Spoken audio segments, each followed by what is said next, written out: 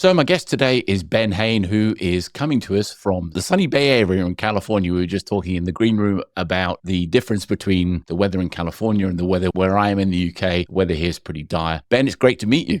Great to be on. Thanks so much for having me here. This is just really cool. This is my first podcast of 2025 and so much to discuss. Yeah, when you look at all that's going on in the world, it's been a really wacky last 6 months. Has been insane in some regards with some of the in the world. Completely. Not just digitally, but off of the business side too. So many things are shifting, so many places, especially in the States. People were prepared for any kind of outcome of the election, but there was like a big pause, it seemed, at the end of 2024, waiting for results. And now we're seeing how things are shifting. So everyone's reacting to it. But, especially on the digital side, the platform side, things like AI are continuing to go on. I've been talking about that extensively, and we're getting some surprises, right, with things like DeepSeek. But I believe that the AI market will continue to evolve over the course of this year. Yeah, I mean, it's funny. I've been talking to a lot of guests in the last sort of several episodes that I've had, and the topic of AI bubbles its way to the top. And when I look at like how I use it in my own business on a day-to-day basis and some of the things that I do, and everyone that I've spoken to is like excited about what AI is bringing to the table for them, right? And yes, I mean, there's always going to be some skeptics that will be, it's going to take people's jobs. And I always say it's not going to take people's jobs. The people that use it well will be the ones that take the jobs away from the people that don't use it. That's 100% what we're saying. I recently did a webinar where I think it was a quote from the SaaStr research where they said that a lot of different companies expected to change their workforce or reduce their workforce by 30 to 50% with AI. That was beginning of 2024. Has that happened? Maybe cuts have been made, but not to that extent across the line. And now that they're finding like, oh, wow, if I cut all these folks, there's still a lot of work to be done. And AI isn't the fix all that we thought it was going to be, right? You can't now just completely outsource marketing, sales, and success departments just by leveraging AI. Some people have tried it, and that's kind of the mess that you get on email and LinkedIn that you're like, yeah, this is AI generated. I'm not looking at that. So now people are kind of scrambling back and saying, all right, we need people that know how to really use AI to make it not seem like it's AI generated. Your business is called Mojo Mogul. If you and I were standing waiting to get into an elevator going up to the penthouse for a cocktail party, how would you describe the business to me on that journey up in the elevator? All right. Classic elevator pitch. Thanks for framing it up here. So elevator pitch for Mojo Mogul, that's just my personal brand. I've had it forever. I'm a fractional CMO, but I'm different than other fractional CMOs in that I specialize in what I've been told is strategic-cution. What that really means is, unlike a lot of other fractionals, I don't just come in and throw the grenade of action on your team and run out of the building. I actually lay out the strategy, and then I can execute it down to the individual contributor level or all the way up to, okay, I'll advise and help you hire the person that should replace me doing this after I've kind of built everything out. I specialize in working with early stage startups going from 0 to 1. That seems to be my sweet spot, and I just love startups. So I like working with those. What is it you like about startups? Because I'm actually the opposite. I hate working with them because I find that they're too entitled, right? And it tends to be, I just don't vibe with the people because they probably worked at senior levels in kind of big companies before, right? And then they start up and they assume that they're the same company. And it's like, no, you're not that company at all. So what is it you like about it? You find new people. I've had the opposite experience. What I love about startups are, a lot of those senior people from other large companies either had a really cool idea or knew a friend that had a really cool idea. And they've sat down and said, hey, what if we, started this thing? Let's run it lean. Let's run it flat. Again, early stage, going from 0 to 1. So getting to that first 10, 20 million in ARR. That's just fun. I describe it as the ascent being more fun than the summit for me. So I enjoy the climb. I enjoy, that rush when you're wearing a few different hats and you're starting to add new people, I'm interviewing in the morning, I'm doing sales calls in the afternoon, and in the evening, we're doing all this execution work and kind of building things out and then getting those kind of team wins together. I've been involved in a few different startups at that era, and that's where I found kind of the most joy. So I really love it. I haven't had the experience it sounds like you did, but happy to work with you on another one. Maybe I'll revisit it after this conversation. Yeah. But it's just historically that's what it's been. But Yeah, I'm really interested to understand kind of a little bit more detail. So, you mentioned that you like the ascent rather than the sort of the summit itself. Why is that? Why do you kind of feel that, there's more excitement in that than the actual achievement at the end of it? I don't know. I think that there's a little bit of masochism involved. But to be honest, I like being busy. I like challenging work. I kind of get turned off after, I've helped lead a couple of different startups to exit. And I found that end part where it's just a lot of people kind of fighting over the IP and, who wants to stay on the bus and get off the bus after this thing is kind of sold. Super boring for me. However, I've run across people that are like, that's what I love to do. I like the needle and get into all that paperwork. That doesn't sound fun for me because I'm not creating anything new. I'm not thinking about, a new way to solve a problem or go to market. As a marketer, we all like to try and blend the art of classic advertising where it's some commerce and some art and some creativity and distinctiveness. And these problems are not easy to solve, especially now with most of B2B marketing, right? It's kind of veering more toward B2C. Eyeballs are getting, harder to reach. Everyone is on 2 or 3 devices. It's, you're marketing through the ADD and everyone else trying to, or ADHD, I should say, and everyone else is trying to, do the same thing that you are. So coming up with creative ways to solve that problem, that's what it really is for me. It's just kind of doing that at a really high speed and getting to market before anyone else. I really enjoy it. I mean, again, like in the same way that like most of the guests I've had, we talk about AI at some point. We usually talk about the pandemic as well. And, again, I don't know if that's just I keep bringing it up because it's stuck in the back of my mind. But, I've found that in the B2B space, the pandemic kind of like really kind of shook the apple cart immensely in terms of the way in which business is done, right? The way in which, sort of companies operate. A lot of them are probably trying to still do some of the historically old school marketing methods rather than some of the newer stuff. And the businesses I'm seeing that are adopting, they're adopting the kind of video content creation and that method are having greater success than the ones that are still dyed in the wool with the let's get on a webinar and all that sort of stuff. What are your views on that? Yeah, webinars are certainly interesting. So I think there's been gains and losses during the pandemic. We lost one thing that I loved when I was in office, which was management and networking by walking around. And for those of you that have only been remote, this used to be a whole culture and a whole kind of business management technique. You'd literally just block off your calendar for 30 minutes or whatever, walk around, go to engineering if you're in marketing, go to product if you're, in sales, and just say like, hey, what are you guys working on? What are you guys doing? And anyone that, had a second to talk to you, they'd tell you what's going on. And you might come up with a new idea, or you might see the product that you're selling from a different perspective and, come up with campaigns on the spot for marketers or come up with an idea. You'd say, oh, hey, someone else come get over here. Look at what this person is working on. What if we, and so many cool ideas used to come up just that way by kind of walking around. That's gone now because what are you going to do? Slack bomb someone and just say like, what are you working on? And then they're going to read that the wrong way. And they're going to be like, why are you on my back? Who are you? What is this? So that's gone. That's a loss. But what we did gain was more attention on screen. So now, as you said, webinars and video and all these things have kind of risen. That stuff really, I don't think would work if we didn't go through that pandemic where people are just used to seeing what is everyone doing on video now, right? Before the pandemic, I don't think I cared to see LinkedIn do short form video and like have a TikTok channel. I was like, no, that's not a brand I want to see do this stuff. Now it's expected. Now it's expected for kind of every seller to have some form of online presence and be like a LinkedIn rock star, or at least have some kind of channel. Marketers, especially, all of us having these conversations like this, displaying our knowledge and telling people, hey, we're out here. This is what we're working on. And we're happy to kind of be a person behind the screen. And we're just so used to having these conversations now. I don't think it would have been possible without the pandemic, right?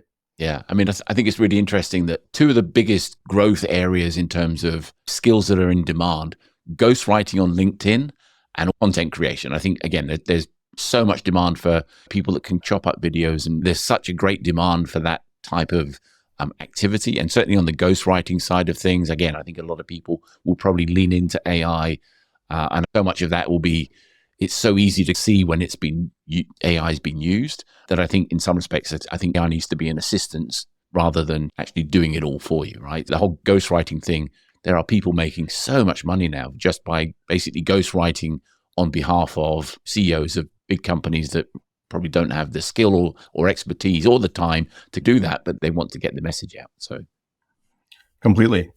And another role that I'm seeing kind of pop up in parallel to that is internally, there are now like prompt engineers or prompt like curators. And so what these people do is, in addition to the ghostwriting, right, they might sit down and have their own instance of ChatGPT or Gemini or something trained on, so they're ghostwriting for their CEO, but they have fed in all of the previous content they've done, all of the other speeches they've given, and now they've curated that and trained it in such a way that they can write prompts to, churn out content in that person's voice, but also all the voices of the other C-suite, the other team members, and all of that. I'm mostly seeing this kind of on the selling side, like the BDR and AE side. You'll have kind of one, prompty kind of BDR that might just be writing all of the sales enablement pieces, working with marketing and doing that, but they have everything trained.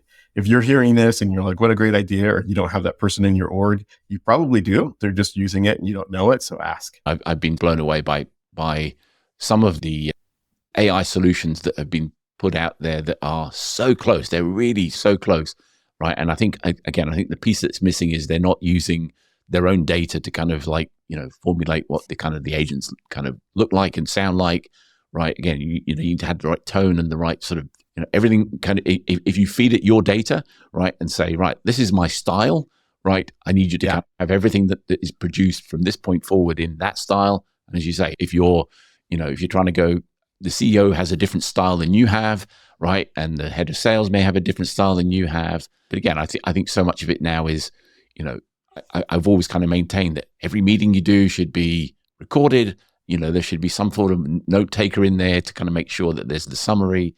Yeah, there's the whole thing of, right, your job is to take the notes in this meeting, and somebody would sit there and take all the notes and then kind of type them all up, send them out, and it kind of, and I think we're way past that, right? I mean, you can kind of use something like an Otter.ai to kind of like, sit there in the background, do everything, write the notes, send out the distribution and say, right, this is what was discussed, this is what was agreed, this is your job, and that's what you got to do. Completely. So the two things on that, the first that you mentioned, going back to writing in different people's voices and styles, one major thing that I'm seeing now that is super effective is if you are kind of that person writing for multiple people in the C-suite, not only train everything, as you're saying, so take all that old content and train it on that content before you produce anything, but then also inject a prompt that says, don't use these filler words or don't use these popular AI words.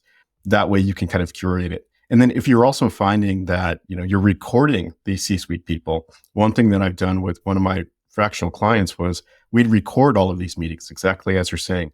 So, we would find that one person would have an immense amount of knowledge about like one go-to-market function. And instead of sitting there and taking notes and doing it the old way that I used to, I would just say, hey, just jump on a call with me. I'm going to record it. I'm going to transcribe it. I'll listen for the repeated words that they use and turns of phrase that they use. And then I can replicate that using AI. And so we just scale that one piece into like 6 or 7 forms of content. So content repurposing, right, is the name of the game, especially with AI. But you have to start with some human-based content first. Otherwise, as we know, it's going to sound like just AI-generated stuff, and no one has time for that.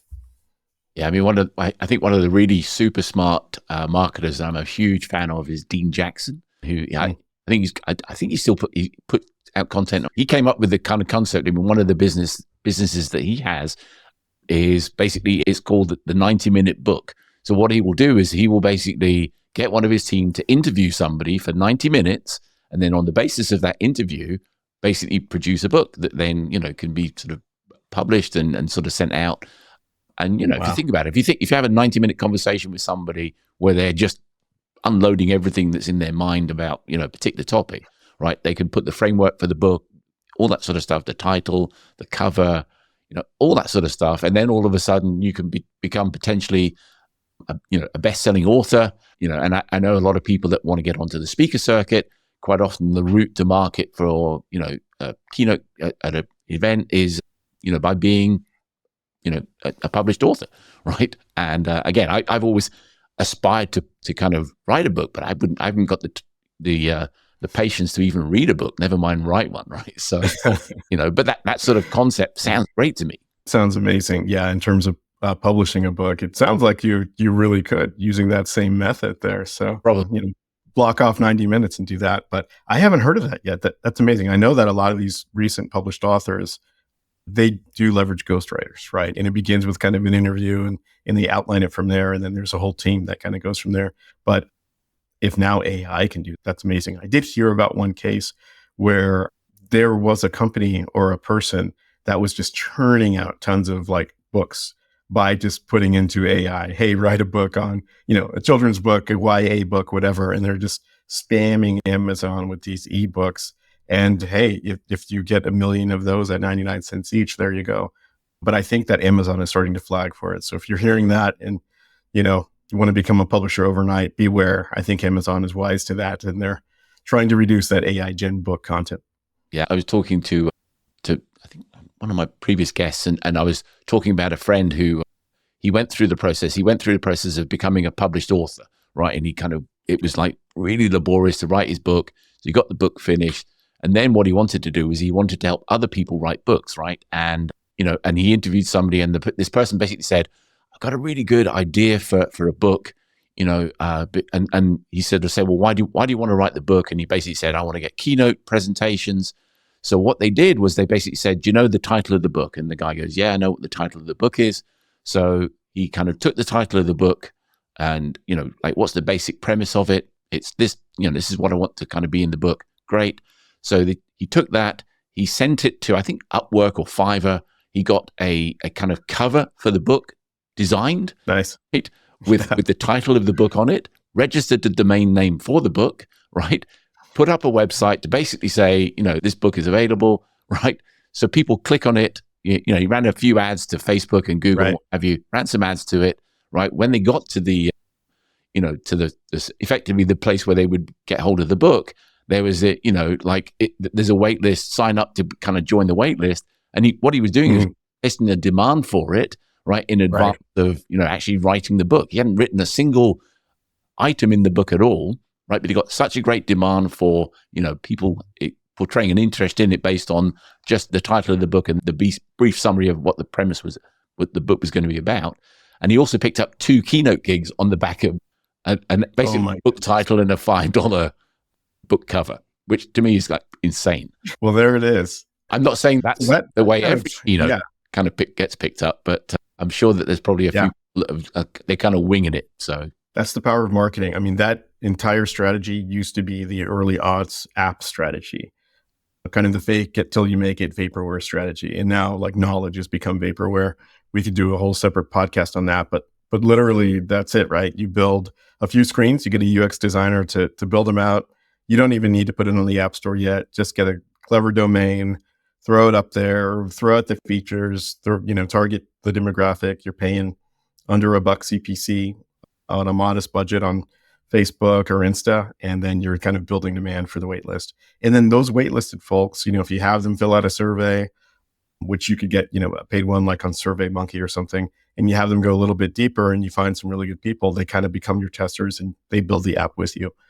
But a lot of early apps, right, were kind of developed that way, where when you look under the hood, there's actually nothing there. But then they're kind of figuring out what to build along the way. Now, a lot of those things have been used up, but it's interesting to hear that now you can do that with content, with a book. That means it's only a matter of time, right, before we see a series or a film done in that way, because now you can do these things on AI as well.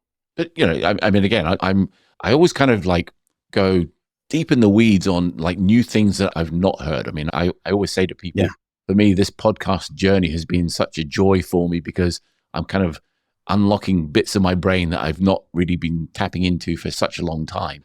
And, one of the things I've been kind of related with, I mean, I'm sort of calling bullshit because I think some of the kind of people that are doing it, I'm thinking that if you kind of really dug into the weeds here on this model, it's not as good as they say it is, right? But I'm going to go, okay, I'll just give them the benefit of the doubt.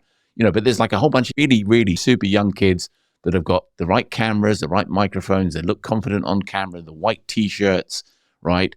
And they're creating faceless YouTube channels. I don't know if you've heard of the concept of a faceless YouTube channel, but it's basically where people can take a, like a Wikipedia page and turn it into a YouTube video that so somebody will kind of create like cartoons and things like that, and they can turn a video into, a monetized channel really quickly, right? And ultimately, you never see the person, it's not like you and I sitting here talking where Right.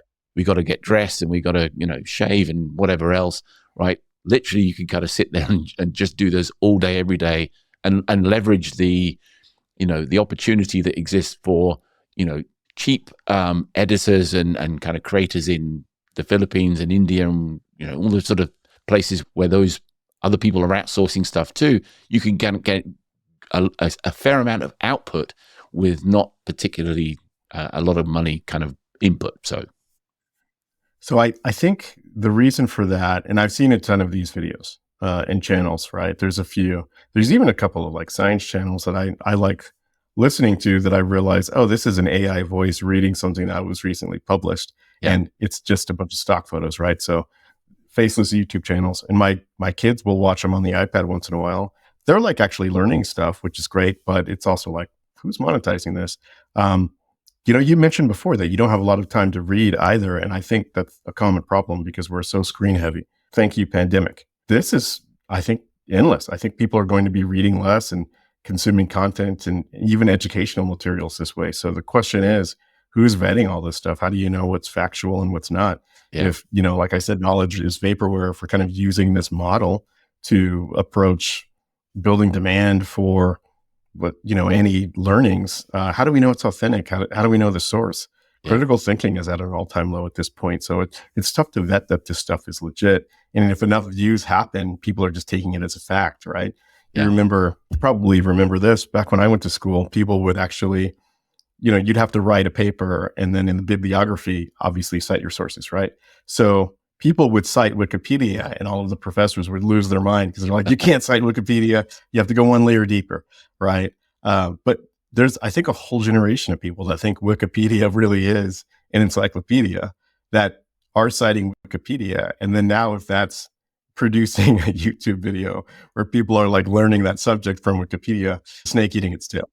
Yeah. It's getting dangerous. So I don't know what the next level is there, but again, I think that's where like a notebook LM, you can kind of like pull multiple sources of information on the same topic into one place, and kind of, again, you can kind of throw a kind of podcast out. I mean, like you mentioned there about the, I don't have the time to read. I mean, one of the things that I've started to do, I enjoy going out walking, and although I do listen to a lot of podcasts, one of the things I also like to do is I like to try and, and kind of keep up to date with, blog posts and things like that. And one of the things I've kind of like started to do is I've started to use 11 Labs, right? Because what it will do is it will read a blog post to me, right? So, again, there's so many uses for, people with, like that maybe kind of can't read, like they're kind of visually blind or what have you. They can actually listen to a blog post in the sort of the way it's written. They can have it in the kind of the gender that they want, male or female. They can have it, in a particular accent or what have you.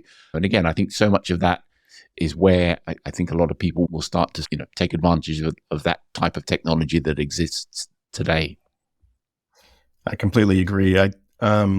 I was working with a really talented SEO specialist. This was even a few years ago, where all of the data was pointing toward voice, right? And Google Voice was starting to become a thing. They had just launched their virtual AI service. So in the States, and I'm not sure if it was just Bay Area or not, but you could literally, go to Google Maps, click on a new restaurant, and it would call and make reservations for you and call and coordinate simple things. This was an early instance, pre-Gemini, right? It was back when it was like Google Brain.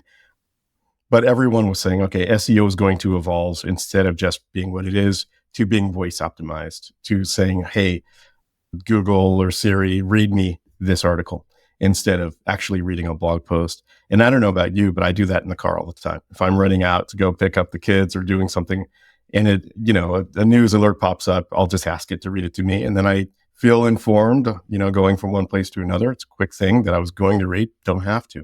Yeah. So if people aren't optimizing for that, especially on the digital side, we're looking at SEO and taking into account this new form of search, you must do it. That's why the snippets are more important than ever. Graphing is more important than ever. adding at the bottom of your blog posts, frequently asked questions, knowledge-based stuff, and formatting it in the right way is more important than ever, because now everyone's just summarizing stuff and having it read to them from their AI tool of choice. Yeah. It's a bit like, with every podcast episode that I have, right? In addition to obviously the kind of the audio that I put out onto Spotify, Apple Podcasts, and wherever else, I also do video.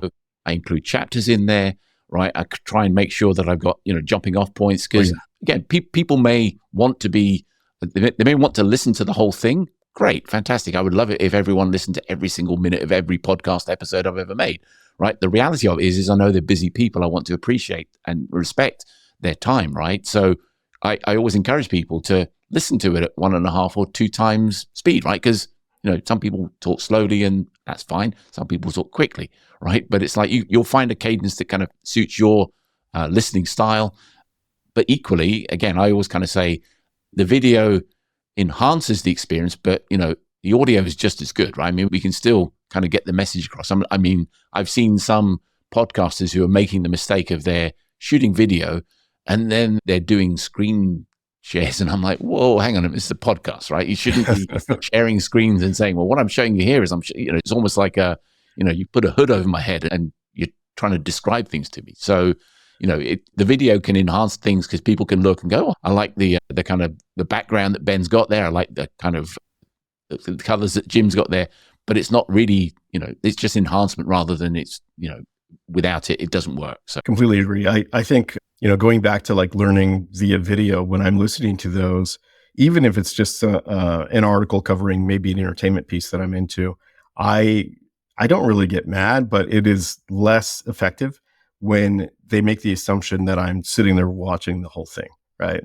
And I think the best channels do optimize for audio with video as a supplement, as you said, where they understand, okay, maybe these people are driving from one place to another and listening to this. Even if I'm showing something on screen that's relevant to it, I can't rely on that. So if you're a content creator and you're thinking about, making this book online or all of these suggestions that we've been talking about, I would say don't assume that the audience is watching, even if it is video.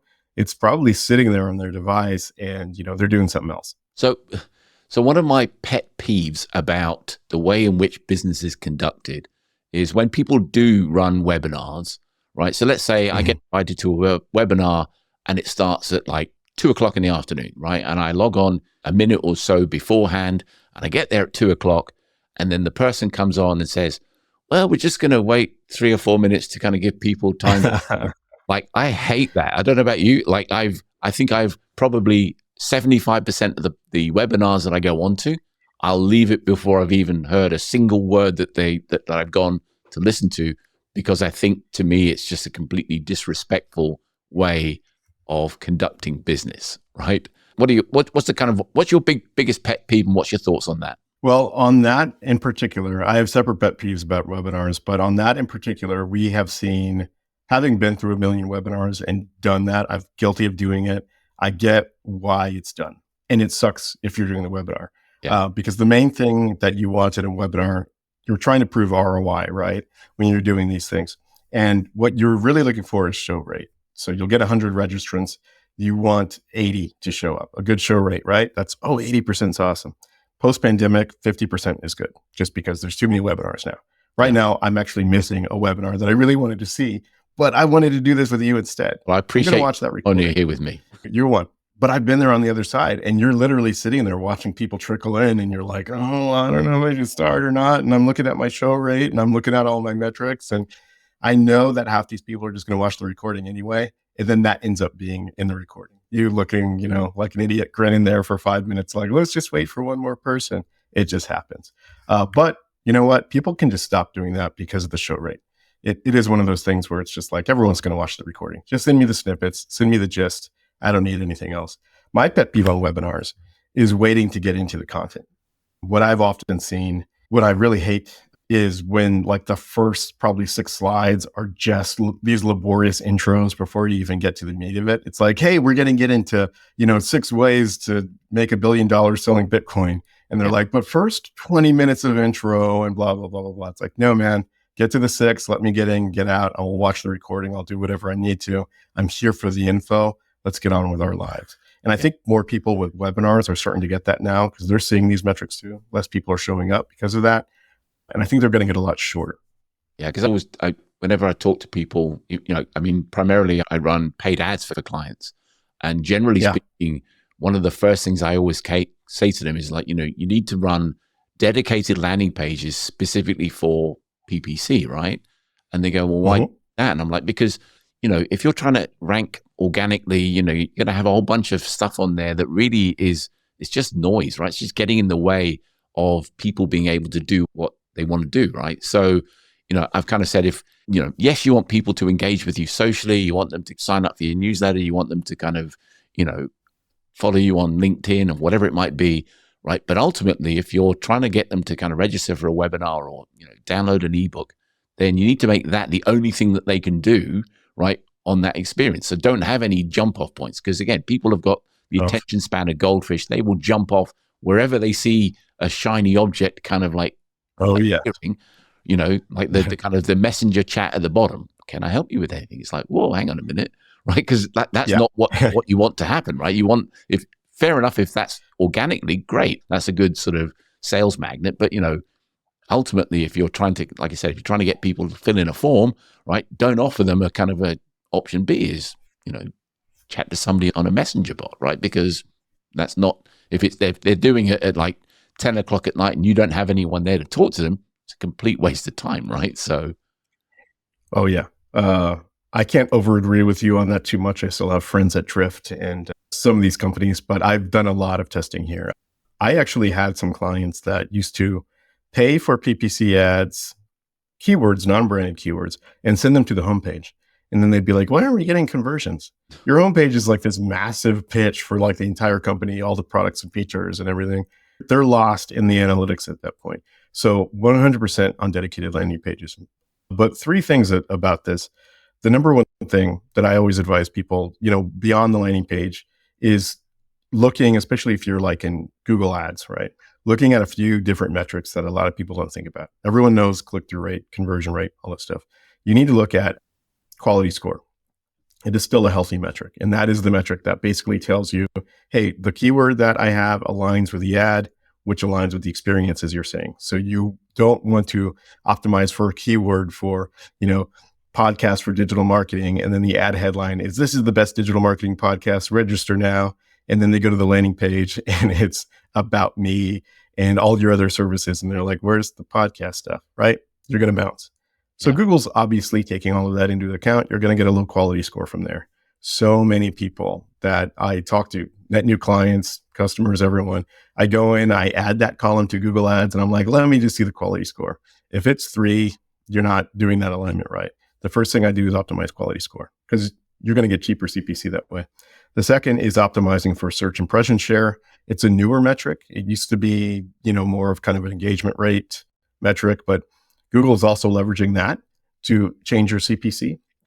So if you can optimize for an impression share based on those keywords, it's going to tell you the competition for those keywords, and you can implement rules to kind of dynamically increase and decrease your bid when your search impression share hits a certain threshold. Usually I go for 85%. If I'm there and above, I'm gold. Branded keywords kind of start there. But once you get your quality score fixed, optimize for Search IS.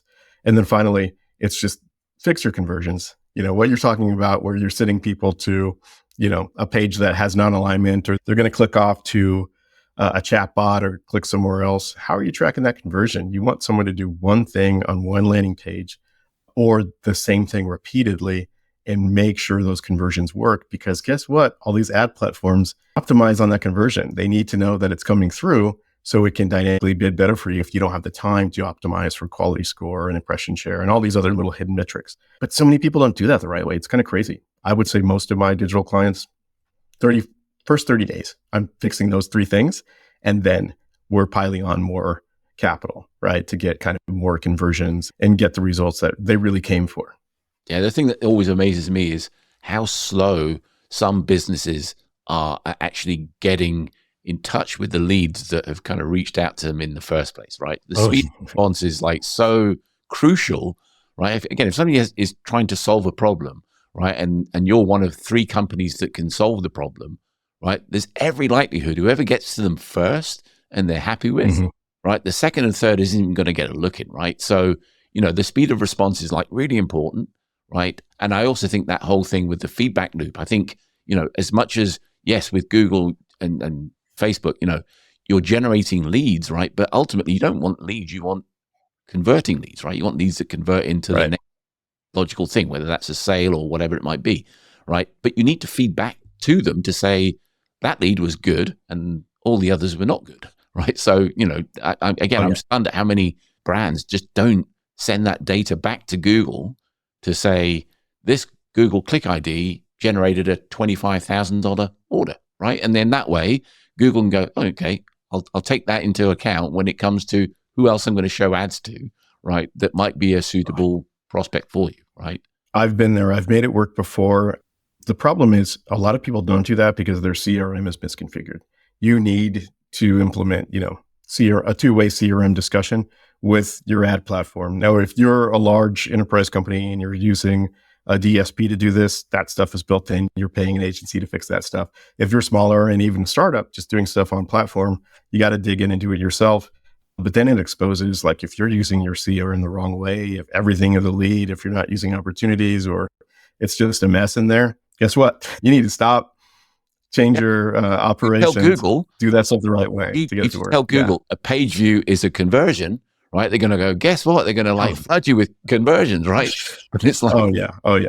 It's meaningless. So you can't. But once it works, great. I mean, I've had it optimized for, deep funnel conversions where it's like, this was an actual meeting with a seller, which was a super qualified lead that led to an opportunity. And Google will say, got it. I'm going to send you more of those. That stuff works flawlessly. It's just, you got to do that work to get it to, communicate two-way, as you said.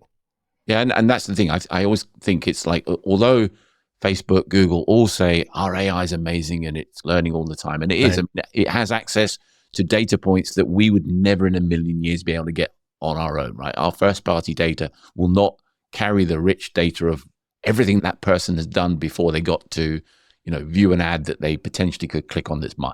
So, like just saying, well, I'm not going to rely on their AI at all is crazy, right? But relying on it without kind of, your own data is, again, to me, that's crazy. You need to sort of, augment the data that they have with your data, right? And feedback as much as, like I said, as much as you can, as quickly as you can, right? So again, if you have a lead that is not good, right, you need to feed, again, I always kind of say in the same way that people are, if you're optimizing for a target cost per lead, right, of $20, right? And they go, yeah, we're delivering leads at $20, but, half the leads that they generate for you are not valid and, out of area or whatever it might be, right? If you don't feed that back to them by sort of effectively backing them out of the system, right, they're going to assume the leads are good until you tell them to the contrary.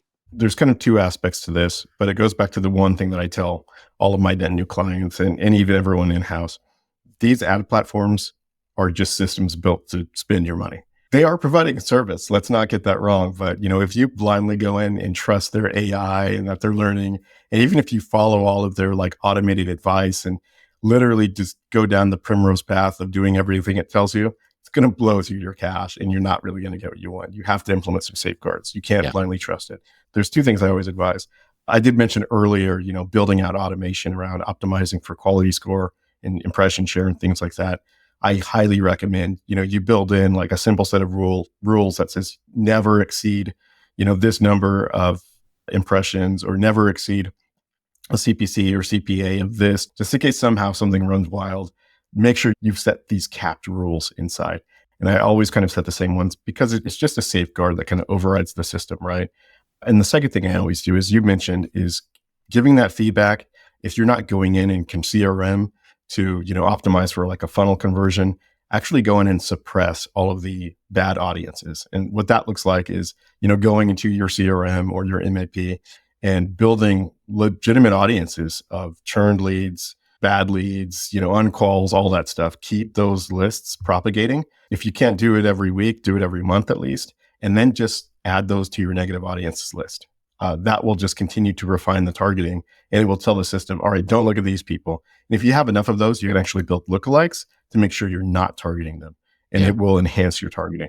So Yeah, I Great mean, to save money. I've worked in Yeah. affiliate marketing a lot over the years, and I always kind of say that the suppression files are probably the best thing that an affiliate can have, right? Because, Oh, yeah. it basically says, these are all the people that have bought my shit before, so there's no Yeah. point in showing them any more ads, right? Because they're not going to buy it again. If it's a kind of, if they're doing lead gen, it's like, I'm not going to fill in another form, right? It's a waste of money, right? So I'd much rather Or take them out of the equation and say, let's not show ads to them at all.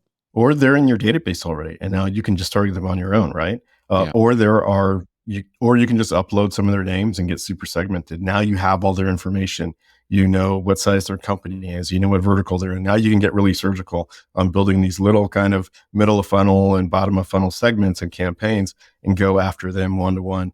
Build out some ABM campaigns, go after them that way. Everything is just all about, doing that initial capture. But one tip I always tell anyone new is, separate your campaigns in top of funnel. So net new names being added, suppress them in your middle of funnel campaigns, people that maybe came through, you want to enrich a bit more, get more intent out of, and then bottom of funnel. We bought them or returned, whatever. Just keep those audiences separate. And then one should kind of block from the other. You'll see that your targeting will get better.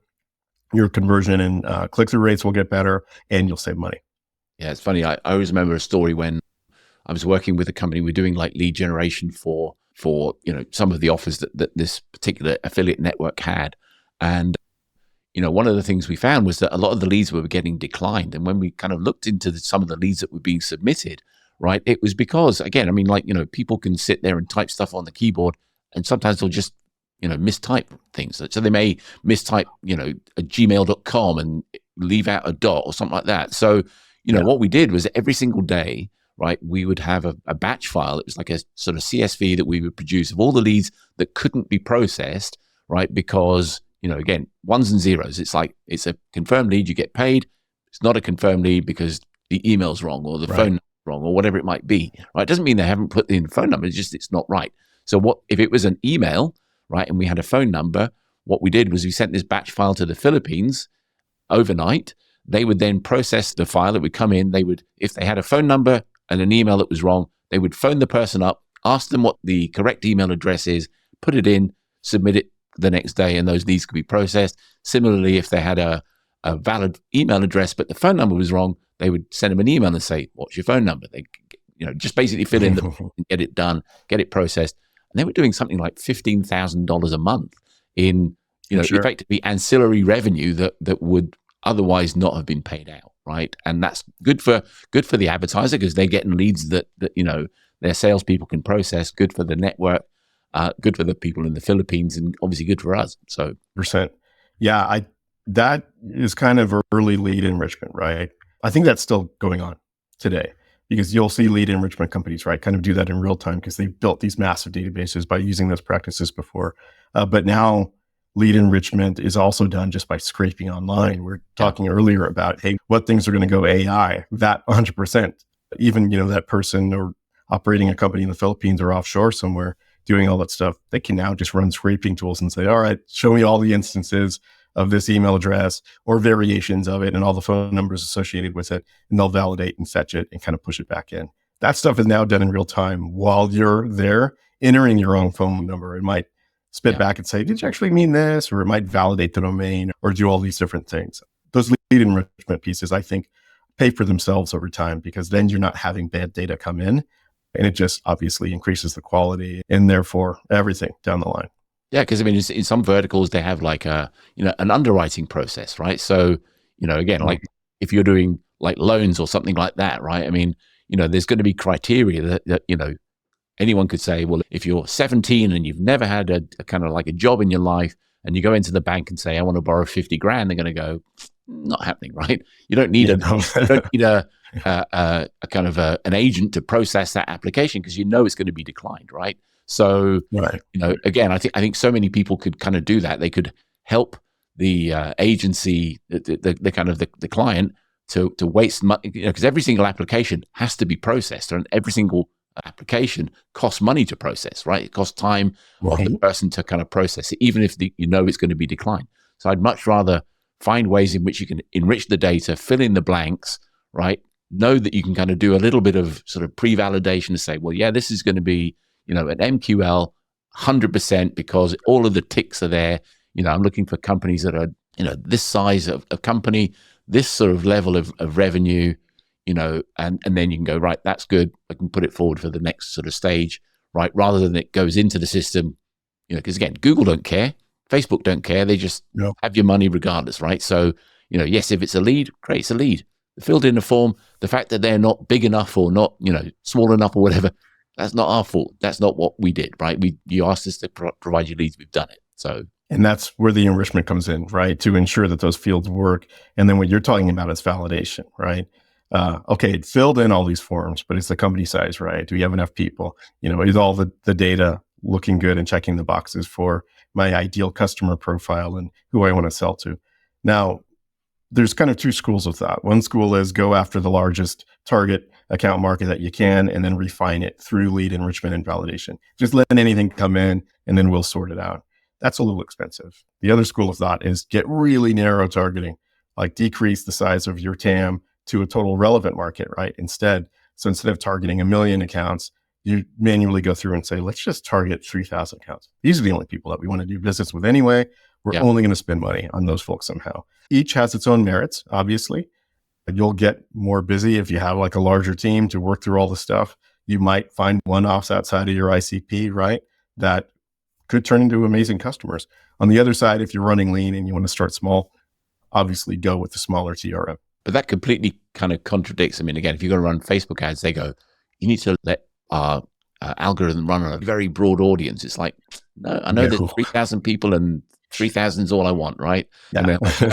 Too small, has to be bigger, And that's why people leverage DSPs at this point, because then you could just kind of go through a platform like that and it will syndicate across Facebook and Meta. Yeah. I'm always amazed. I've worked with a DSP for years, and all the great data that Facebook used to get access to, right? And everyone thought Facebook was phenomenal, right? All of that data is still there, right? All of the kind of the partners that have that data still has it, right? They have all the credit card spending and, whether they're a Democrat or Republican and how much, their net worth is and all that sort of stuff, who they work for, so there's tons of B2B companies with huge amounts of rich data that you can create an audience, send it to your DSP and either build an audience there to send to Facebook. So you can kind of go, right, I'm going to filter that data, get them to my website and then remarket to them on Facebook. Or you can get that audience and send it to Facebook through a sort of like a place like Magenta marketing platform, right? And then that way you can actually send the audience directly to it, right? And this kind of, you pay a sort of small sort of CPM bump in terms of the cost for it, right? But you've done all the sort of instead of paying $40, $50 CPMs for, impressions to allow Facebook to work out who they should be showing the ads to, you can go, I know who to show the ads to, these people. Right. And much better. I agree. I think that's also the future because we're just exhausted. We were talking about the pandemic earlier and just screen time, I think in general went up during then and it stayed that way for the most part. So we're being inundated with ads, pitches, podcasts, all this stuff. And if everyone's doing this broad targeting, you can kind of see it. It's like, hey, it's not personalized.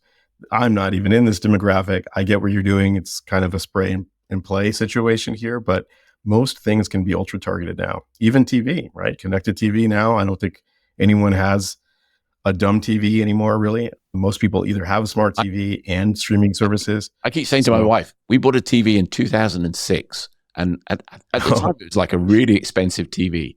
And I've said to her every single year since then, when this breaks, we're going to get a smart TV. But this bloody thing just doesn't break, right? It's going on and on. I keep inviting the grandkids around, hoping that one of them will kind of bump into it and smash the screen. Right?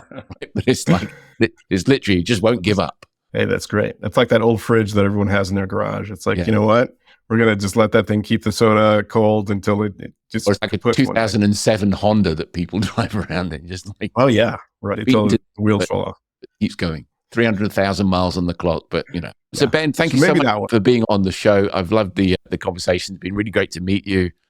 Obviously, if all of your contact details will be available in the show notes. Is there one particular thing that you would kind of like to leave the audience with in terms of, whether it's a tip or suggestion or how they can kind of get in touch with you, preferred method? Let's see. Yeah. Get in touch with me at mojomogul.com. I will be posting some blog series and some other videos that I've just started to work on with some really cool partners throughout 2025. So in Feb, I'm just starting my kind of podcast circuit again. So it's been an honor for me to be on your podcast. And this is my first one at 25. Great conversation. So it's been great to have you on, and hopefully you have many more podcasts like this. You've been a great guest, and love talking to you. Yeah, same. Okay. Thanks so much.